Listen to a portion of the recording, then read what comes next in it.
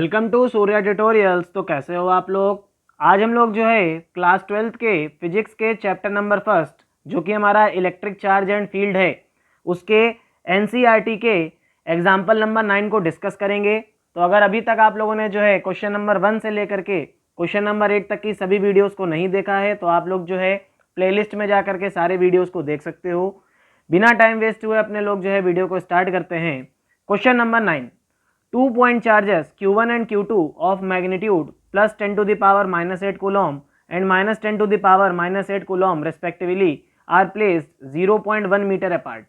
Calculate the electric field at the point A, B and C as shown in the figure 1.14. तो देखिए NCERT example में हम लोगों को क्या दे रखा गया है, एक फिगर दे रखा गया है और इस फिगर में हमसे बोल रहा है कि हम लोगों को ए पॉइंट पर, बी पॉइंट पर और सी पॉइंट पर क्या बताना है, नेट इलेक्ट्रिक फील्ड बतानी है। तो एक एक करके हम लोग जो है अपने क्वेश्चन को जो है सॉल्व करते हैं। सबसे पहले हम लोग जो है ए पॉइंट पर इलेक्ट्रिक फील्ड की वैल्यू को कैलकुलेट करते हैं। तो केस फर्स्ट हमारा क्या हो जाएगा, at point A the net electric field is given by. अब देखिए इस तरीके के क्वेश्चंस को सॉल्व करने के लिए अपने लोगों को सबसे ज़रूरी होता है फिगर। जिस पॉइंट पे हमसे बोलता है कि हम लोगों को इलेक्ट्रिक फील्ड की वैल्यू को फाइंड करना होता है वहाँ पे हम लोग क्या रखते हैं, टेस्ट चार्ज को रखते हैं।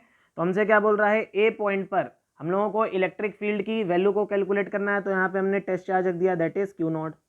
ठीक है, अब आप यहाँ पे देखो कि जो Q1 चार्ज है ये क्या है आपका, ये पॉजिटिव चार्ज है जिसका मैग्नीट्यूड कितना है, plus 10 to the power minus 8 coulomb. ठीक है, और Q2 आपका क्या है, minus 10 to the power minus का 8 कूलम। ये हम लोगों को क्वेश्चन में दे रखा गया है। तो देखो पॉजिटिव चार्ज क्या करेगा, इस टेस्ट चार्ज को रेपल करेगा। ठीक है, तो ये रेपल करेगा तो इस तरफ रेपल होगा और यहाँ पे जो इलेक्ट्रिक फील्ड आएगी ये क्या आएगी, ई ए ड्यू टू फर्स्ट चार्ज। भाई देखो हमारा पहला चार्ज है, ये दूसरा चार्ज है, तो इलेक्ट्रिक फील्ड किसकी वजह से लग रही है, फर्स्ट वाले चार्ज की वजह से लग रही है और किस पे लग रही है, ए वाले पे। ठीक है, तो ई ए वन हमारा क्या हो गया, इस तरफ आएगा। और अगर हम लोग नेगेटिव चार्ज को देखें, that is minus Q2 charge जिसका magnitude minus 10 to the power minus 8 coulomb है, ये क्या करेगा, इस टेस्ट चार्ज को अपनी तरफ अट्रैक्ट करेगा क्योंकि नेगेटिव चार्ज है, क्या करेगा, इसको अपनी तरफ अट्रैक्ट करेगा। तो यहाँ पे क्या आ जाएगा, E(A2). ठीक है, तो अगर हम लोग यहाँ से ई नेट की वैल्यू देखें, अगर हम लोग नेट इलेक्ट्रिक फील्ड ऑन ए देखें, ये क्या आ जाएगी हमारे पास, E(A1) प्लस ऑफ E(A2). ठीक है, अब अगर हम लोग यहाँ से electric field due two point charge की बात करें तो हम लोगों को पता है E इक्वल्स टू क्या होता है, KQ/R²। ठीक है, डिस्टेंस दोनों के लिए आप देखो सेम है, डिस्टेंस जो है हमको सेम दे रखा गया है, दैट इज 0.05 मीटर और 0.05 मीटर। तो यहाँ से हम लोग क्या कह सकते हैं कि अगर हमारे चार्ज का मैग्नीट्यूड भी सेम है, मैग्नीट्यूड आपका क्या है, 10 to the power minus 8 coulomb. ठीक है, और आपका जो डिस्टेंस है, दोनों चीज़ें अगर सेम है तो जो नेट इलेक्ट्रिक फील्ड फर्स्ट वाले चार्ज और सेकेंड वाले चार्ज की वजह से होगी, ये क्या होगी, आपस में इक्वल होगी। तो आप यहाँ से लिख सकते हो सिंस E(A1) इक्वल्स टू क्या हो जाएगा, electric field due to second charge, that is equals to क्या हो जाएगा, KQ/R²। ठीक है, अगर अपने लोग वैल्यू को कैलकुलेट करें तो नेट इलेक्ट्रिक फील्ड क्या आ जाएगी, आप देखो ये हमारे पास क्या आ जाएगा, KQ ट्वाइस ऑफ KQ/R²। ठीक है, अच्छा K की वैल्यू क्या है, 9 into 10 to the power 9। Q कितना है, हम लोगों को दे रखा गया है 10 टू द पावर माइनस का 8 कूलम। ठीक है, और R कितना है हमारे पास, 0.05 मीटर। तो अगर हमारे पास R कितना है, 0.05 मीटर, तो इसको हम लोग लिख सकते हैं R equals to 5 into 10 to the power minus का 2 मीटर। तो यहाँ से अगर हम लोग R² करेंगे तो कितना आ जाएगा, 25 into 10 to the power minus का 4। अब अगर हम लोग इसको सॉल्व करें तो नेट फील्ड, अब अगर हम लोग यहाँ से इसको सॉल्व करें तो नेट इलेक्ट्रिक फील्ड ए पॉइंट पे क्या आएगी आपकी, आप यहाँ पे इसको मल्टीप्लाई करोगे।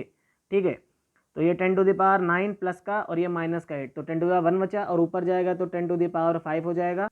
18 डिवाइडेड बाई 25 अपने लोग जब करेंगे तो हमारे पास आ जाएगा 3.6 इंटू 10 टू द पावर, ये आपका आ जाएगा 4 newton per coulomb.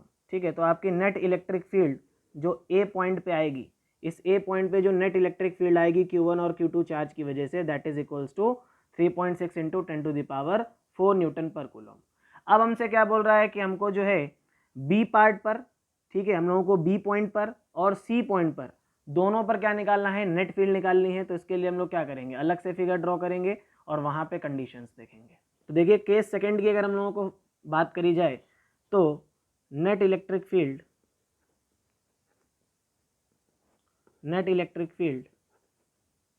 On B point. तो हम लोग उसके लिए सबसे पहले फिगर को बना लेते हैं। तो हम लोगों के पास ये फिगर दे रखा गया है, ठीक है। यहाँ पे आपका देखो Q1 चार्ज था, यहाँ पे क्या था Q2 चार्ज, ठीक है। ये आपका यहाँ पे देखो C वाला चार्ज रखा है, ठीक है। इससे 0.05 मीटर की दूरी पर हमें B पॉइंट दे रखा गया है, ठीक है। और यहाँ पे आपका क्या था, A पॉइंट था, और ये डिस्टेंस अगेन कितनी थी 0.05 मीटर, और ये कितना था 0.05 मीटर, ठीक है। आप जरा यहाँ से देखो, हम लोगों से क्या बोल रहा है, बी पॉइंट पर नेट इलेक्ट्रिक फील्ड बतानी है अपने लोगों को। तो सिंपल सी बात है, जिस पॉइंट पर हम लोगों को इलेक्ट्रिक फील्ड की वैल्यू को कैलकुलेट करना होता है वहाँ पे हम लोग टेस्ट चार्ज रखते हैं। तो यहाँ पे Q0 टेस्ट चार्ज आएगा, ठीक है। अब ये Q1 आपका पॉजिटिव था और Q2 आपका नेगेटिव था, ठीक है। क्वेश्चन में आपको दे रखा गया है। तो ये पॉजिटिव वाला क्या करेगा, इस टेस्ट चार्ज को रेपल करेगा।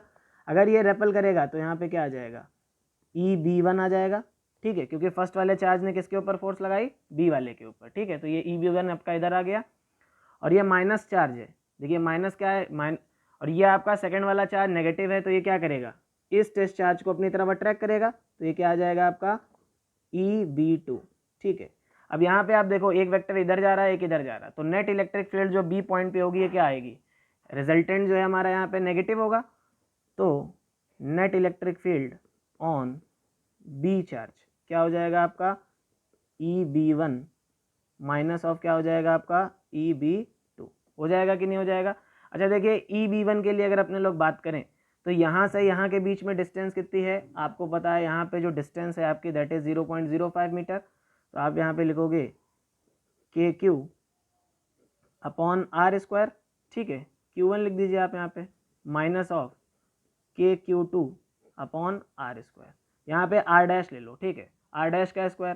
तो R कितना है आपका 0.05 मीटर, और ये जो R डैश है ये आपका कितना है, ये आपका है 1.05 मीटर, ठीक है। यहीं से आप देख सकते हो क्योंकि यहाँ से जो डिस्टेंस है दैट इज़ 1.05 मीटर हो जाएगा, ठीक है। अब वैल्यू डाल दीजिए आप यहाँ पे। तो क्या आएगा 9 × 10⁻9, Q1 कितना है 10⁸ अपॉन R स्क्वायर कितना हो जाएगा आपका 5 × 10⁻2 का स्क्वायर, माइनस क्या आ जाएगा अगेन आपका 9 × 10⁻9 इंटू 10⁻⁻8 अपॉन, अब यहाँ पे R डैश कितना आ जाएगा आपका 1.05 इंटू 10⁻, क्या हो जाएगा 1.05 R स्क्वायर, ठीक है। अब आप इसको सॉल्व करोगे तो ये आपका आएगा 3.6 इंटू 10⁻4, ठीक, माइनस ये क्या हो जाएगा, आप जब इस टर्म को सॉल्व करोगे, देखिए आप इसको सॉल्व कर लीजिएगा तो हमारे पास वैल्यू आएगी 0.4 इंटू 10⁻4, ठीक है।